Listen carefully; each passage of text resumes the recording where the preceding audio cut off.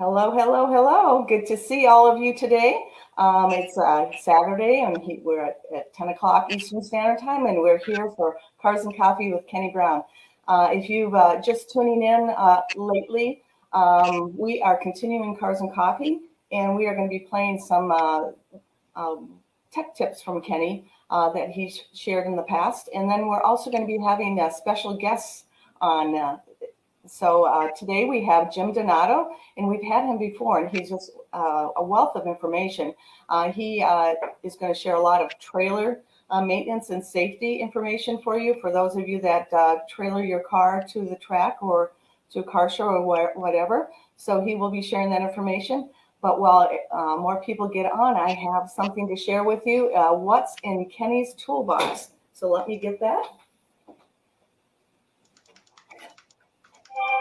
Now, I think this is an oldie but goodie. I'm sure there's better technology than this, but this is what he's sharing in his toolbox, and I'll try to hold it up, see if anybody knows what this is for or if anybody has used it.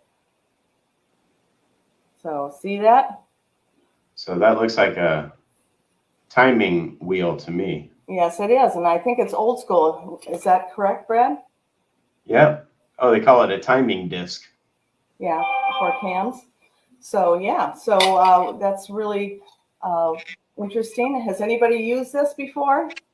Like I said, it's really old school. It looks really old.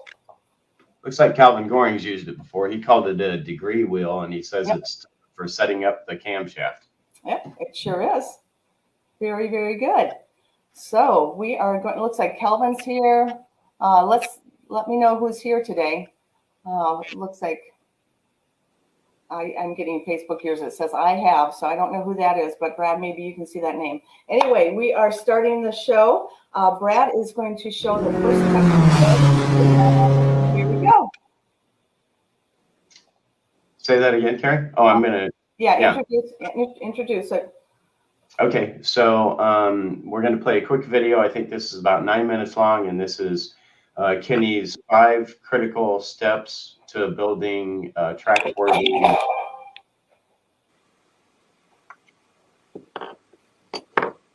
right, so we're gonna. Here's the 5 critical things that we talk about in performance planning.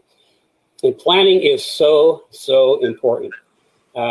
If you're going to go on a trip, and today all you got to do is talk to your phone and tell you where you want to go, and poof, all of a sudden, the whole route's planned out through the nav.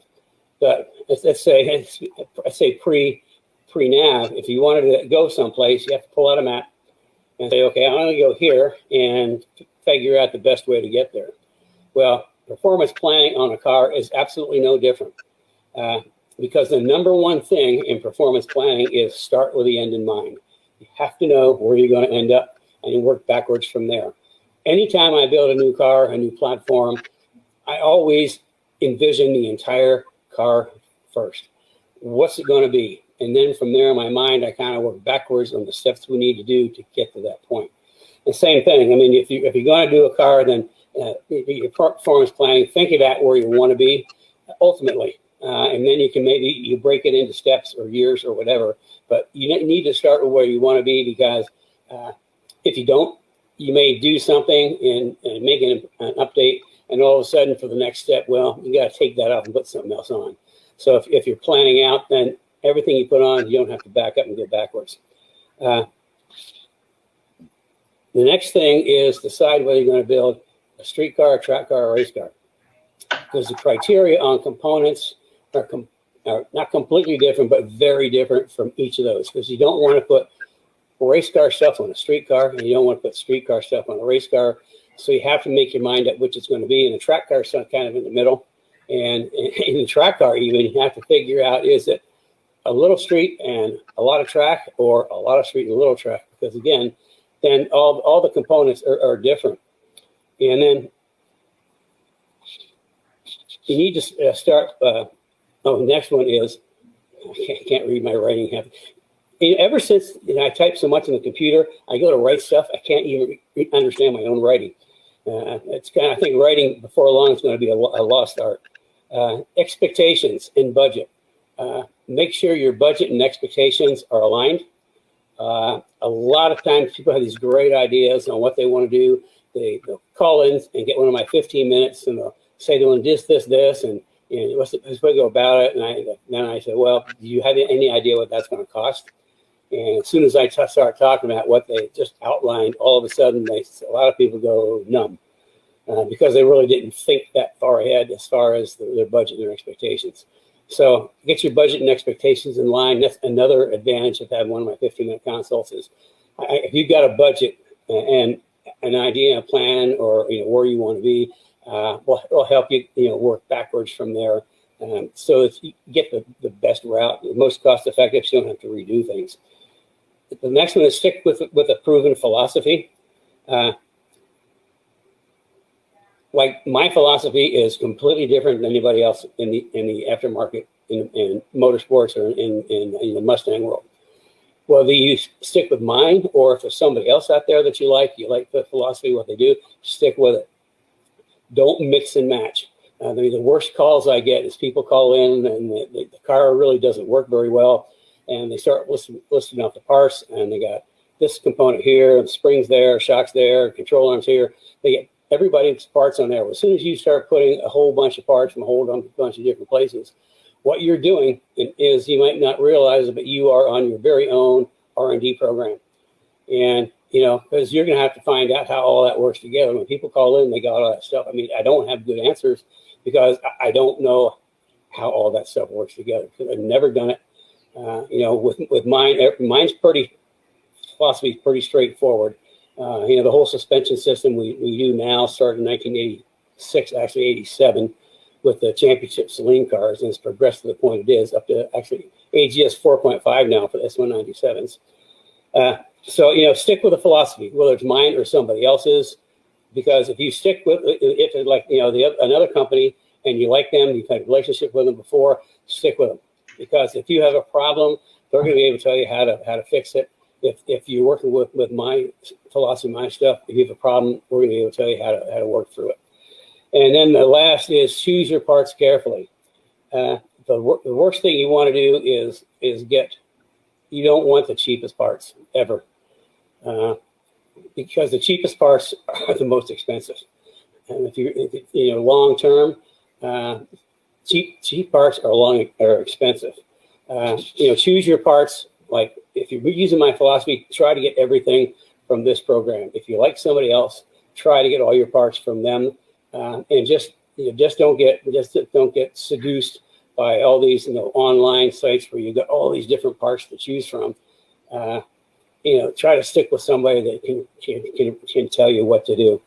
So anyway, that's kind of like the 5 critical steps. And I think I mentioned through here, if you really want help, I've got my 15-minute consults, which we do quite a bit of, and they're very, very popular. People are pretty blown away to actually take the time to talk to them and share real information, not something somebody read on the internet or heard. And what we ended up doing is, this is kind of, Kerry gave me this is kind of an example we did for Joe Doe. We took the name out to protect the innocent. And also the phone number, but it was like for an 18 GT, and I don't know if you can see this. We just go down, step 1, 2, 3, 4, 5, and because a lot of people, for budget considerations, can't do it all at once. So I'll come up with a plan and we'll put it in a logical format, so you can actually do step 1, and then when you can afford it, step 2, and just go all the way down. And that way, you don't have to back up and redo. You're using a plan. You're working to a plan, and when you put stuff on, it's going to work with the next stuff you put on and the next stuff you put on. So performance planning is super critical. And like I say, my 15-minute consults, I will do the best I can to get you on the right path.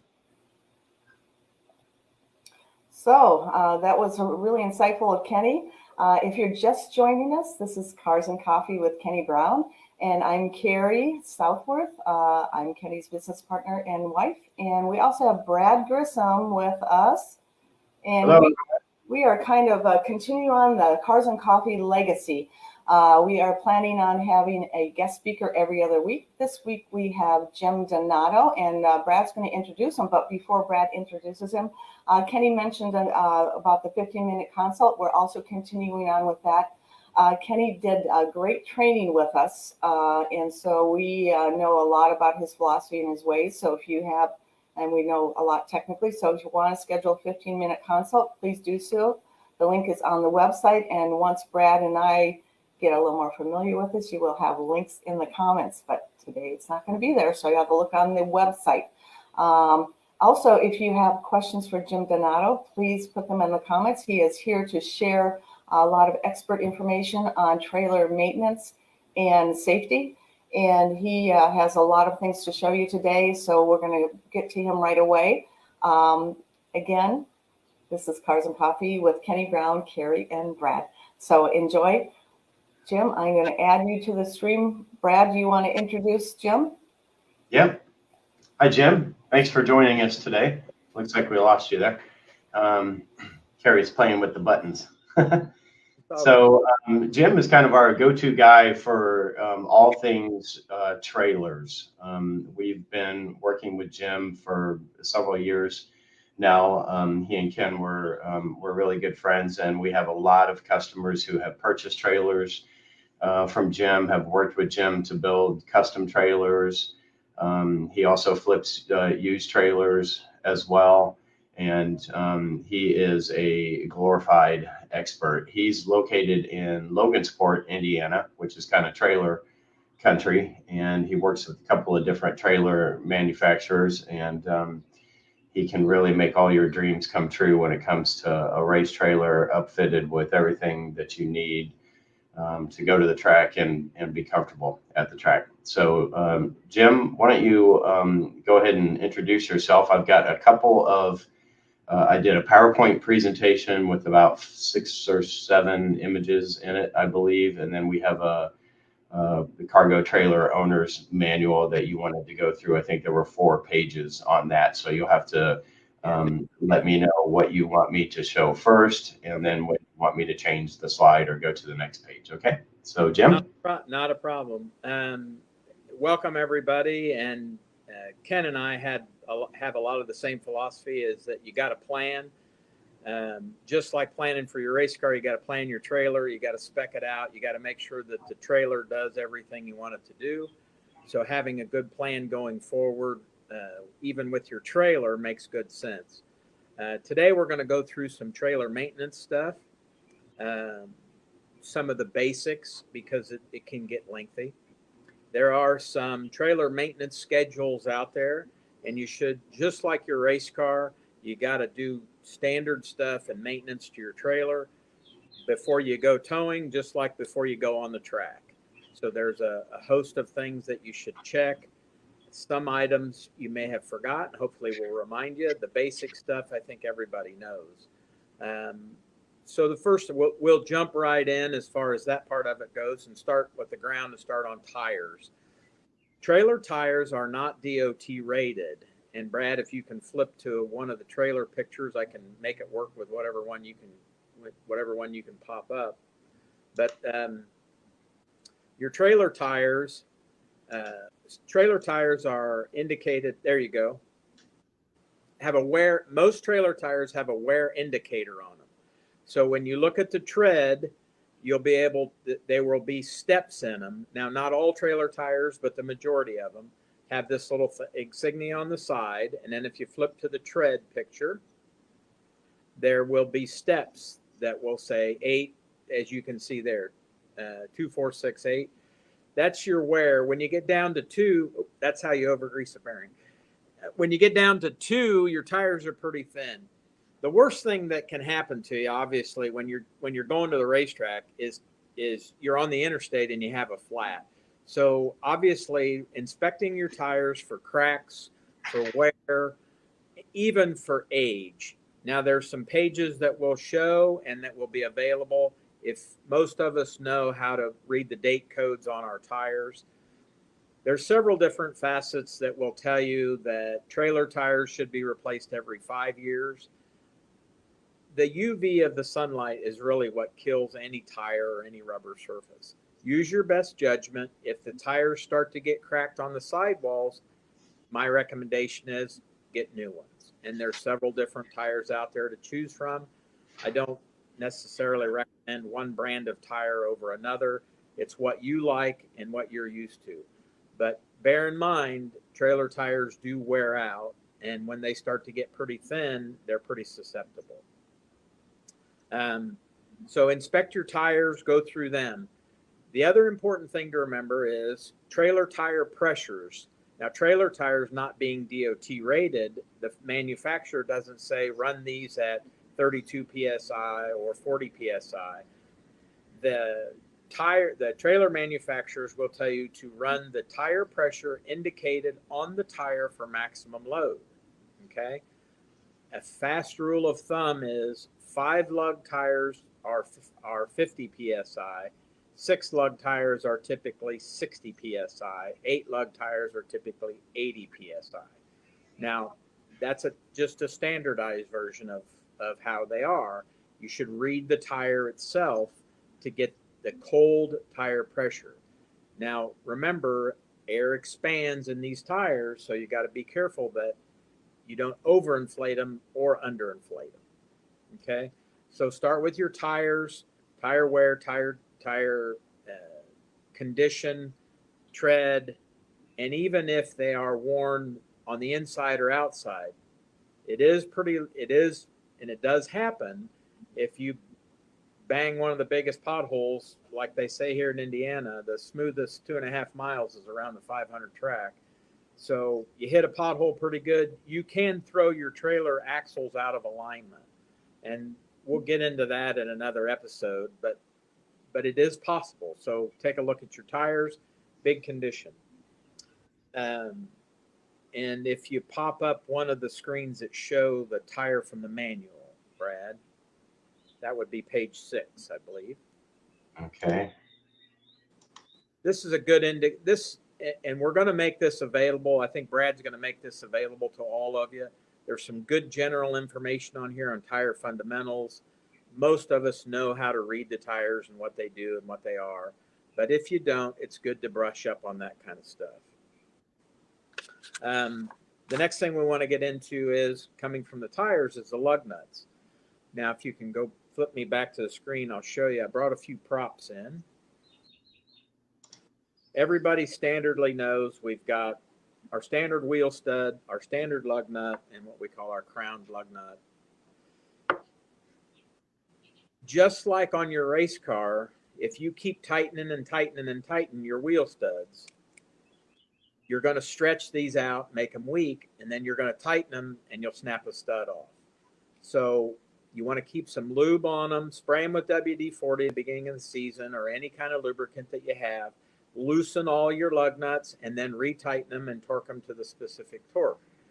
The majority of trailer manufacturers will tell you that lug nuts on mostly all trailers is 100 foot-pounds. So 100 foot-pounds on your lug nut torque.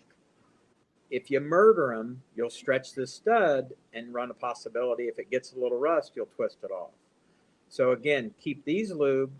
100 foot-pounds is your standard torque on mostly all lug nuts, and that's standard lug nut or the Acorn lug nut, or the Acorn lug nut or your aluminum wheel lug nut.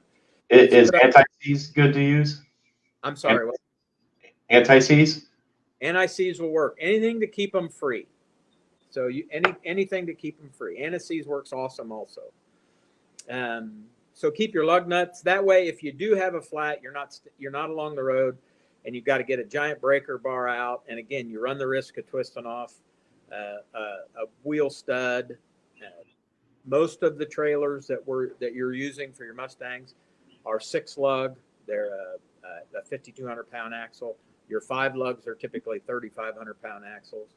But again, you want to avoid any issue. If you have a problem, you want to have it be able to solve it as fast as possible and get to the track. So tire conditions, lug nuts. The next thing is lubing your, we'll say lubing your axles. And I've got a beautiful picture of what not to do to lube your axles, if Brad will pull that up. Most of your modern axles, everything built here in the past several years, have what's called easy lube hubs. And what that means is there's a grease zert at the end of the axle, and it's a drilled axle, so it lubes the front and rear bearing simultaneously. However, as you see here, if you don't control your power grease gun, you can blow the back seal out and drown the brakes. Obviously, that's what's happened in this picture. So this is a dramatic version of what not to do. Now, typically, just like everything else, when you lube these, look for the grease coming forward, because you're greasing the front and rear axle simultaneously when you're pumping grease in an easy lube hub. You don't have to murder it. Now, the book says you should lift the tire off the ground with a jack and spin it while you're doing that. That's what Dexter and Lippert both recommend. Do we all do that? No. Is it critical? It's only more critical if it's right after you've repacked your wheel bearings, which is an annual maintenance thing depending on how many miles you tow a year. Okay? Many manufactured charts are out there that say repack them once a year, repack them annually, but it depends on how many miles you pull. But as long as you lube them periodically, and lubing the axles is typically something that is we recommend every 3 months or every 3,000 miles at the outside. So coming up forward, again, tires, lube. The next thing, tires, tire pressures, lug nuts, lube the axles.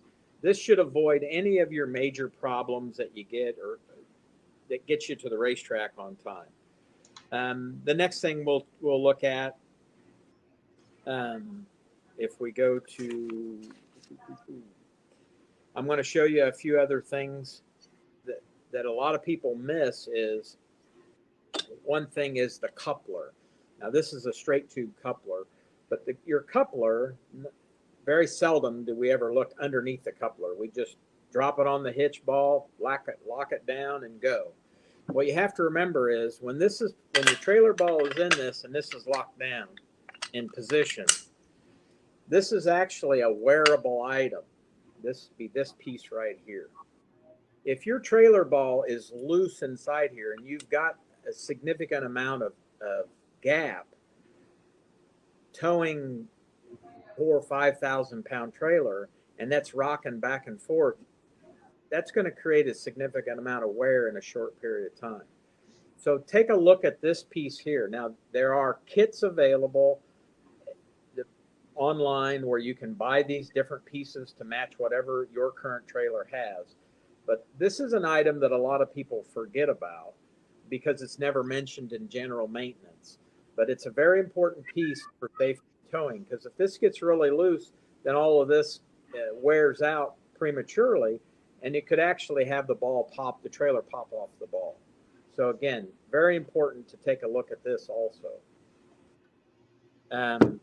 Going down my list is the next thing in safety is all of your modern trailers have a breakaway device. Now this is typically mounted up on the tongue and wired into a battery that is totally separate from the 12-volt system in your trailer.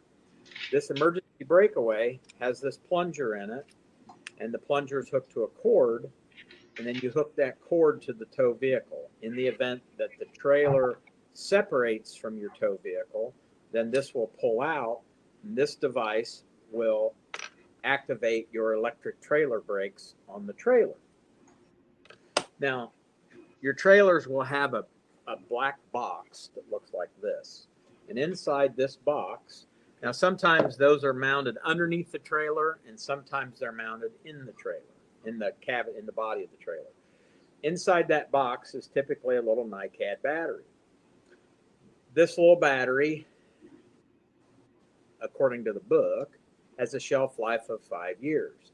A lot of times they last longer, But this little 12-volt battery is what powers that electric device to power your brakes in the event of an emergency that the trailer breaks away. Now, that battery is charged typically when you're plugged into your tow vehicle. There is a diode that prevents that battery from running your interior lights.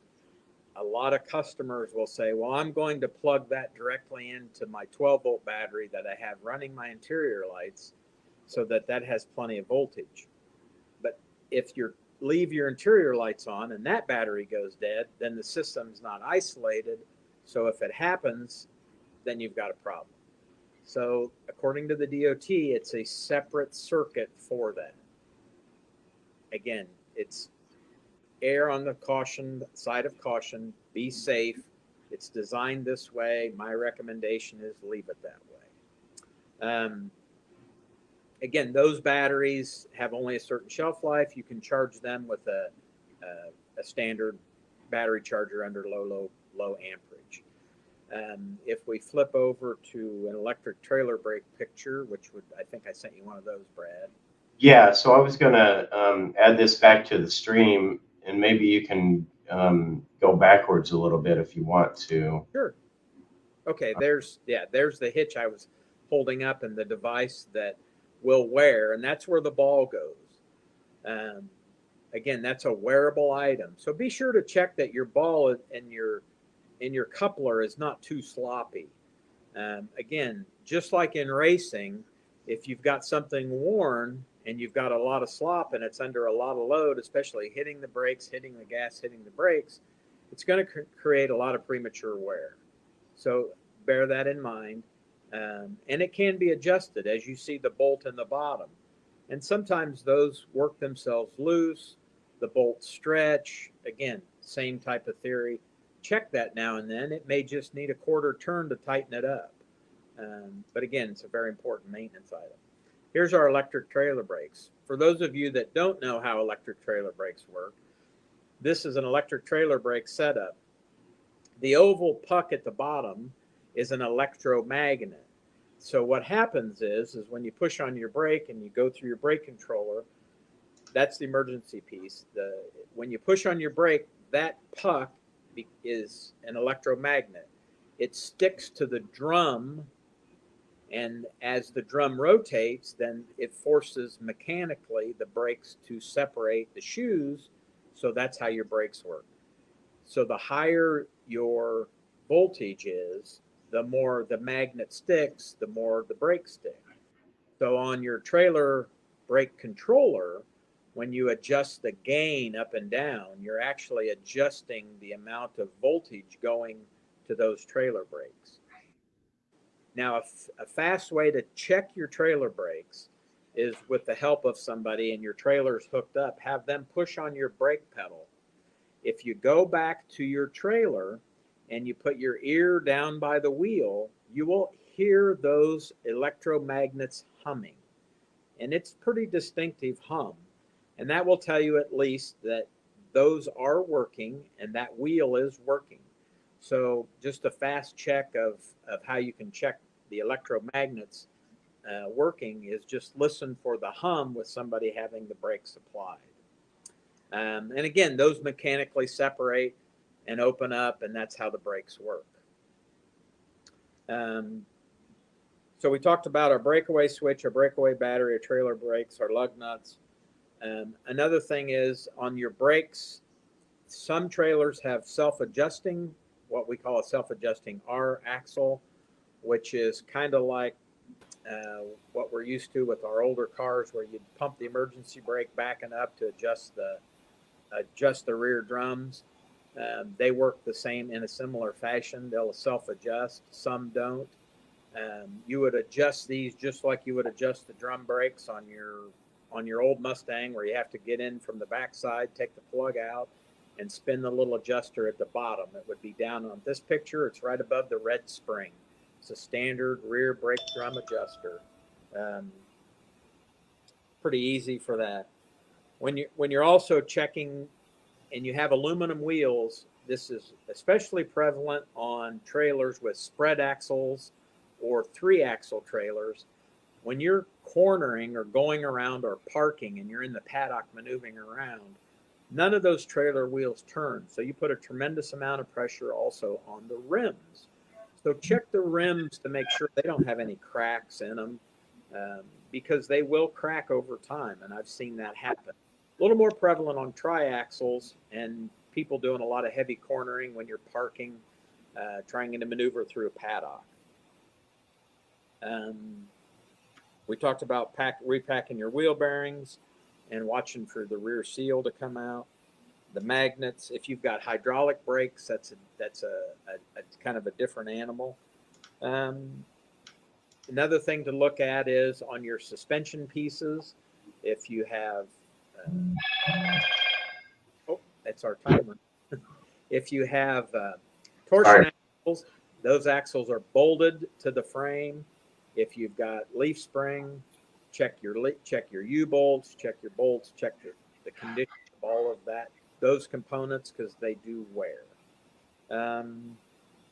There's a few other photos. One other one I want to show is the electrical picture, page 12. If you could pull that up real quick. And I don't know, Carrie, if we have enough time or if we're running out. Or Oh, no, we're fine. What we do with Cars and Coffee is we run until we're finished. So okay. everybody wants you to continue on, I'm sure. So go ahead. 12, Brad. Did we get 12? Okay, so I'm on 12 now. Is that? There it is. That's it. Okay. This is all of the modern trailers and all of your tow vehicles follow this same rule of electricity as far as how the plugs are laid out. And this is your standard layout. There is what they call the trailer facing plug and the tow vehicle facing plug. So these round 7s are universal. So no matter who the manufacturer is of the trailer or the tow vehicle, this is the standard wiring setup. And that leads me to checking all of your brake lights, checking all of your clearance lights, making sure your turn signals and brake lights all work. Some trailers have built-in fuses, some don't. Again, a way of checking these things that we do here is we take our jumper box, ground the chassis of the trailer, and then use a jumper wire to test individual pegs in your round 7 on the trailer, so that you don't have to have it plugged into a tow vehicle necessarily to check it. So again, another little way of checking stuff prior to hooking up, so that you know everything in the trailer is working. I get a lot of phone calls to say my trailer brakes aren't working or my trailer lights aren't working. I'm like, do you know it's the trailer or the tow vehicle? Well, it worked before. Well, maybe you didn't have the plug quite connected, and that created enough resistance to blow the fuse on the tow vehicle. So this is a way of checking the trailer isolated, so that if you do have a problem, you know which way you've got to check. So if I look at this diagram again, I guess this gives you the pinout data down at the bottom. So you know what wires you would be checking if you're going to use like a digital volt ohmmeter or something like that to do some basic diagnostics. Correct. Does that sound right? Okay, good. That's correct. And there's a lot of this information is out there also if you Google it, and then you can print out individual pieces and individual charts. But just like Kenny said, you have to have a checklist for your trailer, just like I have a checklist for my race car. And that's your pre-race checklist. It should be your pre-tow checklist. So tires, lug nuts, breakaway switch, trailer brakes, wheels, tire pressures, condition of all your hinges, condition of all your locks, condition of all your coupler, all your lights. So there's quite a bit to it to tow and safety. And that's a very important thing. This is our routine. This is just a fast, that's okay, put that up. That's a fast routine maintenance checklist. Even your safety chains, you got to be sure that however they're attached, they're not loose. In the event that you have a problem, you want that problem to be solved as quickly as possible. So again, this is another little safety checklist. And if anybody needs enhanced versions of this stuff, contact Carrie or Brad, and I can email them to them, and they can forward them on to you. So it's not a problem. Actually, I've kind of thought about that. There's a couple places that I think Brad's gonna put it on the website. We have a trailer, a link on there, a product to purchase a trailer. He'll put it underneath that, and also probably in our blog area on the website. And then also, I think we have a resource section in the Speed Therapy Society Facebook group. If you haven't joined that, make sure you join it. There's a lot of resources in there already. So we'll add it to that. Again, it's Kenny Brown Speed Therapy Society Facebook group. That's a really interesting group to be involved in, and it's going to be adding more information. So please sign up for that. I'll try to put a link in the comments. So anyway, we will have those. Okay, Jim, back to you. Okay. Jim, Yeah, go ahead, Brad. were you done with this slide? I guess it got taken off the stream prematurely. Yeah. Okay, good. 2 other points I want to bring up, just from safety standpoint. Some of the just like Kenny says, I mean, you got a plan. And the first question I usually ask people when they ask me about a trailer is I say, well, okay, if you're hauling a Mustang and you're getting a trailer that has a 7,000 GVW, and you take the 7,000 GVW, subtract away to the trailer, and then you got tools and tires and all your gear and our canopies and coolers and all the stuff we all take to the track. You don't want a 7,000 GVW trailer with 6,900 pounds in it. You're on the edge of having it overloaded, which is a safety factor. In the trailer world, my recommendation is always err on the side of make it heavier duty, and then you'll never have a problem with any of the components. Now, when trailer manufacturers make the trailers, the axle is actually the weakest point. So a trailer built for 7,000 pound axles or 3,500 pound axles is typically, depending on the size, is typically the same frame, the same build as one built for 5,200 pound axles or 9,800 GVW. So the axle is the weakest link. The other important factor to remember is when you have 3,500 pound axles or 5-lug axles, those will have a 10-inch brake drum. A 5,200 pound axle will have a 12-inch brake drum. So just like in racing, more brakes, better stopping power. So makes it more safe.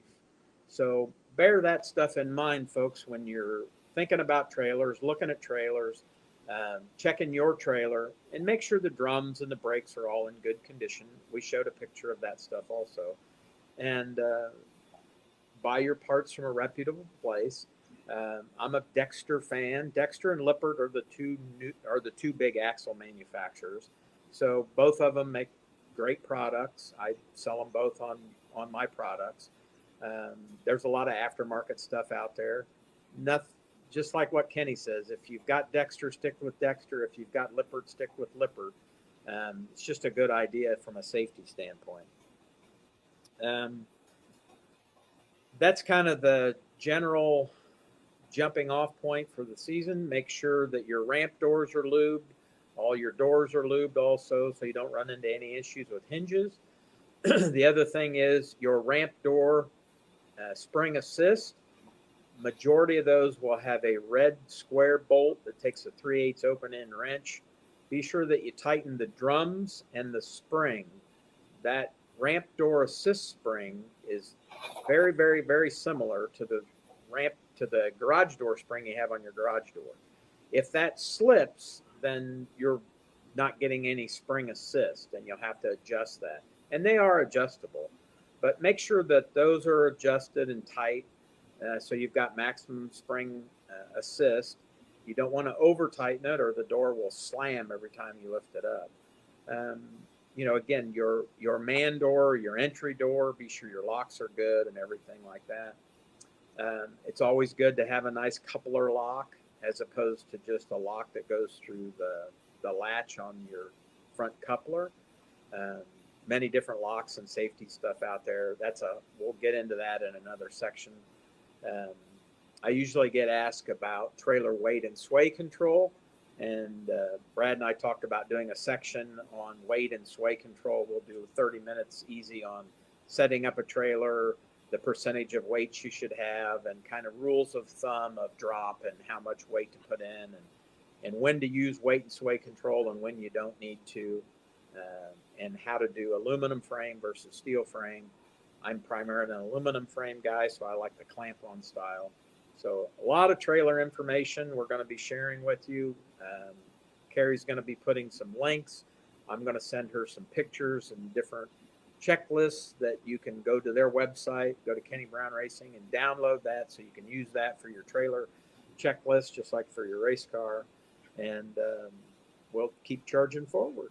So I hope everybody has a great race season. I'm looking forward to 2 weeks for my opening season at Blackhawk Farm. So we'll go forward. Great, thank you so much, Jim. One thing that we've neglected to mention, one of the main reasons Kenny has chosen Jim Donato as our primary trailer company is Jim is a racer and he understands car weight, he understands what you need to put in the trailer, he understands where you need to load it, just everything about racing. So and that applies to if you're doing track days. So he's a really good guy. The other thing is Chris Mellitu mentioned he bought a trailer from Jim Donato, and he loves his trailer, but he had a little issue. He had a tree fall on his trailer, and that's another thing. Jim takes care of you after your sale, and so Chris sent the trailer up here. I think Jim's team went down and picked it up, brought it up here, took care of it, and then sent it back down to Chris. So. That's one thing. That's one of Kenny's philosophies is always take care of the customer after they purchase to make sure they're taken care of. So Jim does that as well. Another thing I wanted to mention is that Jim is one of our guest experts on the Speed Therapy Academy master classes. And what Jim does there is goes quite a bit more in depth than what he's doing right now. And so we're going to be having more master classes in the future, and I'm sure we'll have Jim joining us. It's part of our Kenny Speed Therapy Academy, which is a 16-week program, and every other week we have a guest expert. But what we're going to be doing now is opening it up and let other people join on the master classes. So I think I've talked enough right now. Let me see if I covered everything I wanted to. Oh, one more thing. If you like what Jim says and you didn't catch everything, you'll be able to see it, I believe, tomorrow on the Kenny Brown YouTube channel. So make sure you can view that. There's a whole bunch of resources there as well. All the videos that Kenny's done, tech tips, guest experts like Jim Donato. So if you're looking to replay it and listen to what he said again, please check out the Kenny Brown Performance YouTube channel and subscribe, like, and click the bell. So I got that right. I don't know if you ever remember hearing Kenny. I would be directing him on that all the time. So, and what Brad and I are finding out is it's a little more difficult than we thought sitting up here and talking to all of you. So we really appreciate what Kenny did. Brad, I'm going to let you take over.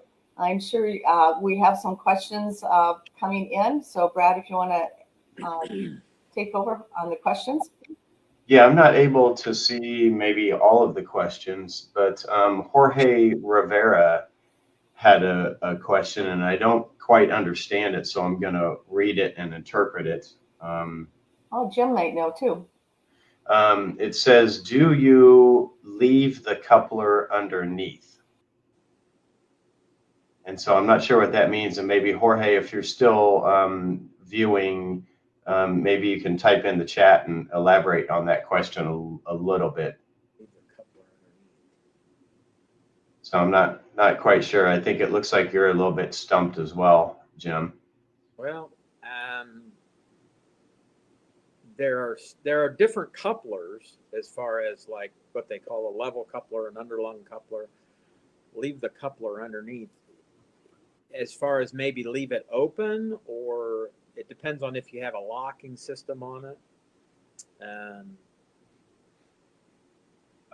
He says lube. Oh, yes, definitely.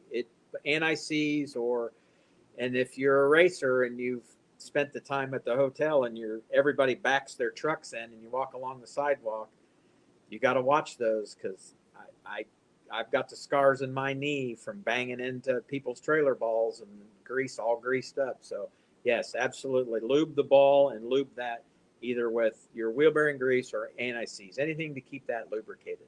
Yes, that's correct. Good point. I should have said that. So Yeah, no, and he did clarify lube and then where the ball and the coupler meet together. Mhm. So tire pressures still can be a little bit confusing. Is there? Can you go back over that again, maybe, Sure. or is there a general rule of thumb of how many psi you should be running in the tire when it's hot? Yeah, well, tire pressures are typically set when they're cold. Okay. Okay.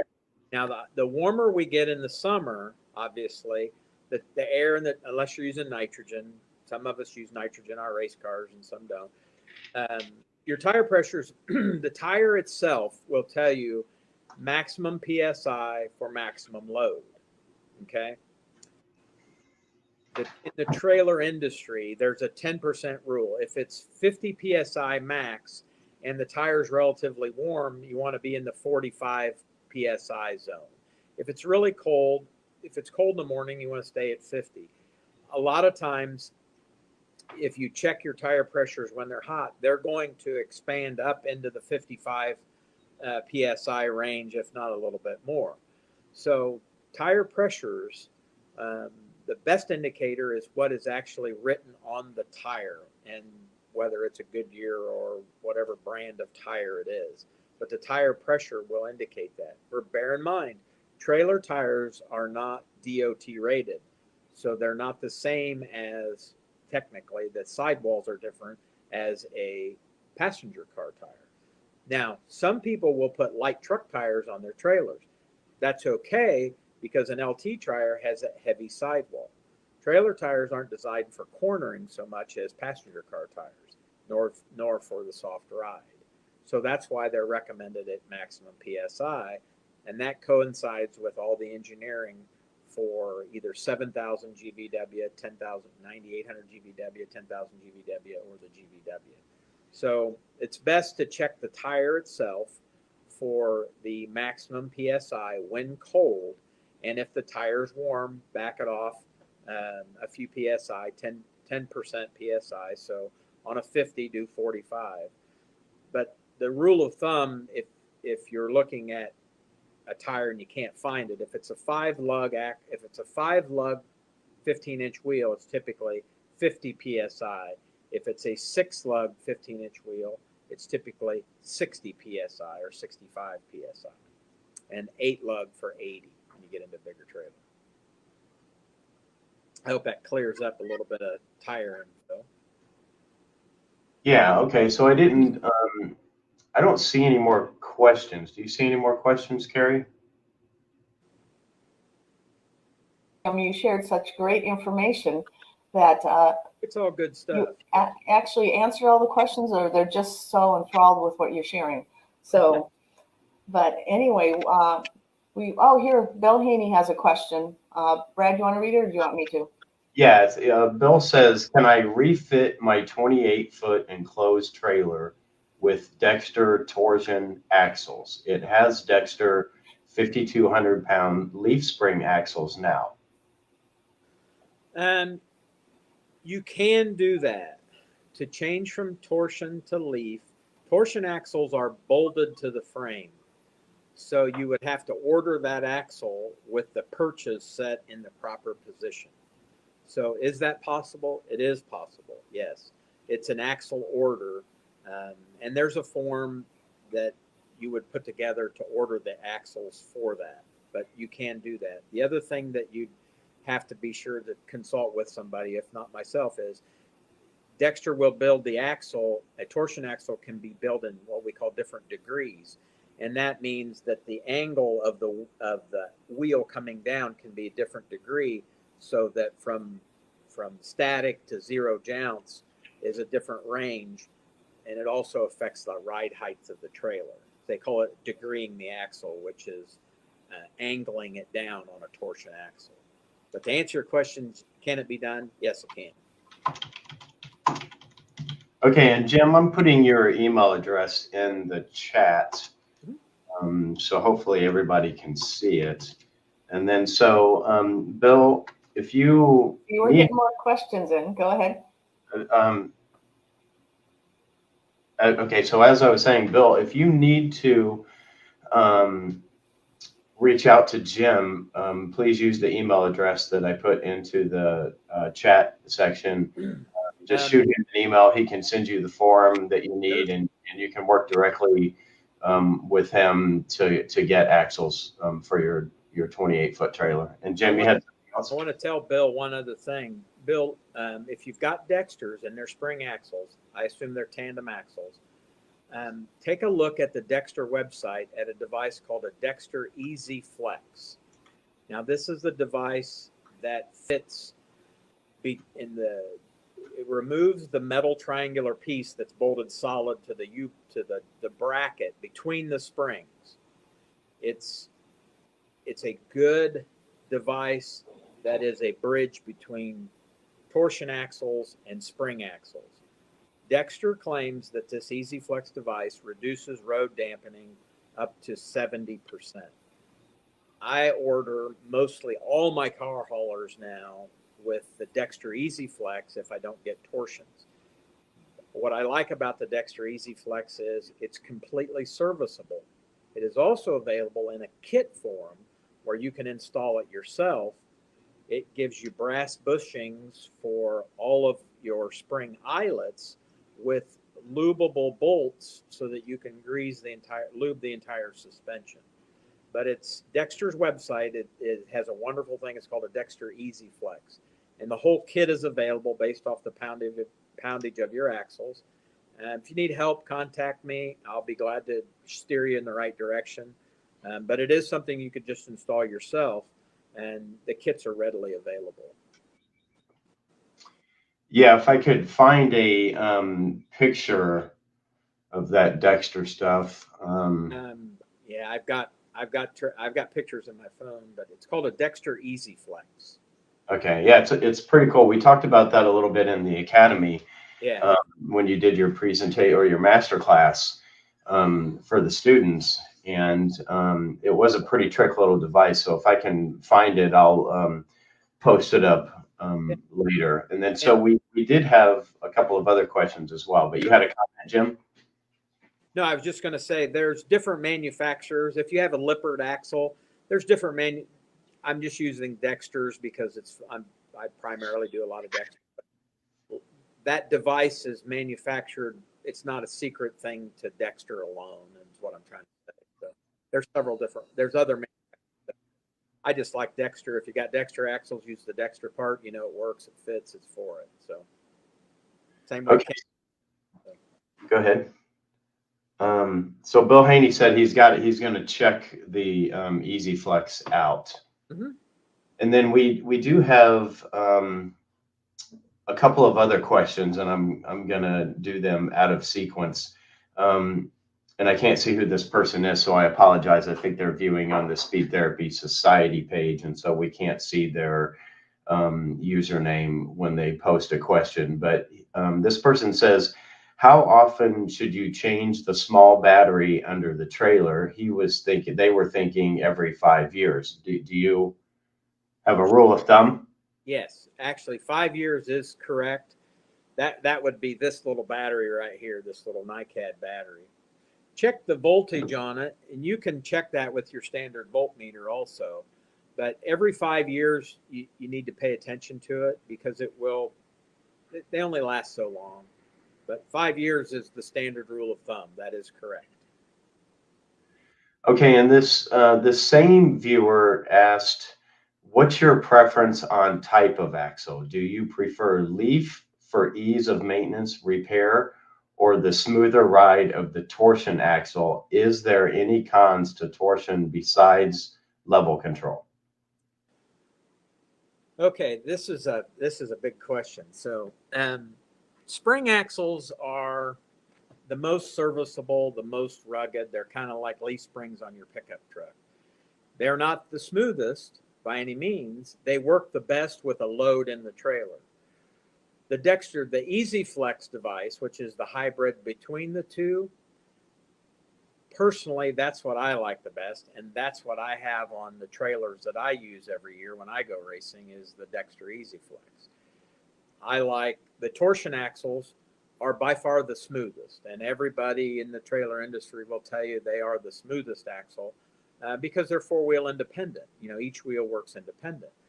Torsion axles, just like spring axles, they have their downfalls in the fact that, over a long period of time, 10 plus years, the rubber will the trailer will start to sag a little. Just like the springs will get weak in your car, or the leaf springs will get weak on a trailer. So they're the smoothest. Personally, I like the Dexter Easy Flex, and I like it for the reason that you can lubricate every single moving point on the suspension. If you bang a pothole, run over a curb, if you've got somebody else, if you're taking a nap and you've got a co-driver driving the tow vehicle and they run over something or hit a pothole in the road that will swallow the whole tire, if you've got a torsion axle and it bends it or bends the stub or jacks it up, you got to buy an axle. There's no really good way of correcting that. With a Easy Flex or a spring axle, especially if it's an undermounted, what they call the spring is under the axle, which typically trailers are. The U-bolts will drag first. You'll hit the spring first. A broken spring, and I've personally broken springs on trailers, patched them up with blocks of wood and a tow strap, and limped home.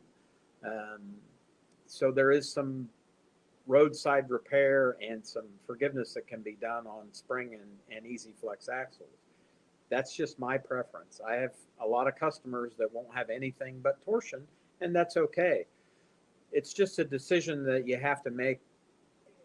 Kenny and I had this conversation once upon a time that if money was no object, we'd all have monster trucks and fifth wheels and trailers that had everything in them. So it also depends on what you want to spend. Torsion axles are the most expensive. So that's the best way for me to answer it, is I like the Dexter Easy Flex or that Easy Flex device because it's the best of both worlds and it lets you lubricate the whole suspension. Okay, so we've got another question here from Brian West, who is one of our Speed Therapy Academy alumni members. He says the 5-bolt wheels are Ford pattern typically. What bolt patterns are used on 6 and 8 lug wheels? 6 and 8 lug wheels are typically trailer ran. So that's a different bolt pattern than 5 lugs. So 6 lugs, the majority of 6 lugs won't line up with an actual manufacturer. There are some out there that do, but 6 lugs can vary also in from manufacturer to manufacturer. So there's no really rule of thumb to tell you that 6 lugs are 6 on 3.5 or any particular number. It would just depend on the axle, unfortunately. So you typically would buy the wheel from the that's designed obviously for that axle. Yeah. Sometimes what people forget is like aluminum trailer wheels. If you look at an aluminum trailer wheel versus a passenger car wheel, the aluminum trailer wheel is built a little bit different. It's a little bit more sturdy to handle the weight. They're designed a little bit differently if they're trailer use only. There's nothing wrong with using passenger car wheels. The Ford wheels on 5 lugs is very, very common. But there are some 5 lugs out there that are not, and the Ford wheel won't work. They're a 5x5 instead of a 5x4.5. So the age of the axle, how old it was, would vary on what will work. So you'd have to just measure it and see if you're thinking about putting a different wheel on your current axle. You'd need to get your bolt pattern and then sort through it backwards through the specs in order to do that. Okay, so we've got another question from Jorge Rivera. He says, what's the proper placement of the Mustang in a trailer relative to the axle of the trailer to keep 60% of the weight in front of the trailer?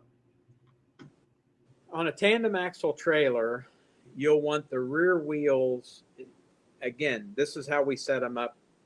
You'll want the rear wheels between 8 and 12 inches behind the inside wheel box, so or towards the rear of the trailer, and that is a pretty good balance. Now, again, it's going to also depend on the length of the trailer, because if you've got a 28-foot trailer, the car is going to be a little bit more to the rear because you've got more tongue weight by volume of trailer. So to answer the question 100%, I'd need to know if it's an 18, 20, 22, the length of the trailer, to give you an idea. On a typical 20-footer or 24, we're going to have the rear wheels the rear wheels will be 4 feet in from the rear of the trailer, and the typical axle sets, depending on the length of the trailer, that puts the rear wheel behind the inside wheel box, which is a 6-foot wheel box in general tandem axle terms. It puts the rear wheel at the rearward of that by between 8 and 12 inches. So Jorge, if you get me the info on your trailer and its manufacturing, I can help you look it up and try to give you an idea. The other thing to do, don't forget, is you can also go buy a typical metal scrapping place and see if they can get your tongue weight. Or some trucking companies will have a scale heavy enough to, well, they'll let you measure your actual tongue weight. You can get a tongue weight scale and then figure that out also. If you've got the old school way of doing things when you don't have anything is you would take your pickup truck and you'd load bags of sand or bags of salt in the back of it till you get 800 pounds, and you'd measure how much it drops your bumper with a ruler. And then you'd hook your trailer up, and then you'd know if it dropped it that much, then you got 800 pounds of tongue weight. That's us old school guys. So that is the old school way of measuring it. You just typically measure the tongue weight based off of load in the back of the bed of the truck or in the bed of the tow vehicle. We love old school ways. Kenny was all about that. We love new technology, but I don't know if he ever shared his story about his baseball bat, what he used that for. But anyway, so someday we'll cover that. Yeah. So. Yeah, being a racer, I've raced. Next year, I'll be 30 years on the track. Well, actually, more than that, it'll be 35 years in road racing. But yeah, when you've been around, you kind of sort through it, and then everybody trades information, and that's how we all learn, and that's how we bring more people into our sport by sharing this information and being part of it and being part of the racing family. Because we all are. I mean, we're all in the race. We're all in the same team. We're all in the same family. Doesn't matter if we compete against one another up and down the track. When we're done, there's no better feeling than to walk up to somebody that you just had, 35 minutes of wheel-to-wheel racing with and say, man, that was a lot of fun. I can't wait to do it again. So. Oh, great, Jim. Brad, are there any other questions? I think that was it. Is that correct? Well, there was a comment from, again, somebody named Facebook user. So he must be on the society page. He says, an easy way to double check yourself on trailer weight balancing, you can scale your truck and trailer combo and adjust how you have the trailer loaded. I'm not sure. Yeah. Can you elaborate on that maybe? Well, you can go to a scale. He's absolutely correct. You can go to a scale and weigh it. And then you can weigh them individually, or you can weigh them like at a truck stop and then back it up. It's a little more in depth to do it that way because you'll have to loosen the car and move it back and forth to get it all balanced out. But absolutely, it's another way of doing it. Sure. Okay, good. Well, thank you, Jim. We really appreciate you joining us today. And if you guys would like to click the little like button and comment. If you want more people like Jim to join us, that would be great. And we really appreciate you joining us, Jim. You're always a wealth of knowledge. Let's see. When it comes to guests, if anybody has any ideas for a guest that they would like to have us or have join us for Cars and Coffee Live, then please send myself or Carrie an email, call us, send us smoke signals, whatever your preferred method of communication. Just comment in the field right here if there's anybody you'd like. And we'll be asking that each week. If you have an idea, just add it in the comments and we'll pick that up from there as well. So Jim, again, thank you for joining us. Sure. And Brad, we're going to sign off in just a moment. So, Okay. Oops, Uh, I cut you off, Jim. Go ahead. What were you going to say? I was just going to say, I look forward to the next one. I appreciate everybody. If anybody has any questions, don't hesitate to, call, text, email, whatever. I know Brad and I are talking about doing the next section on weight and sway control, which, hopefully we can help people with that white knuckle ride when the semi passes them. Mhm.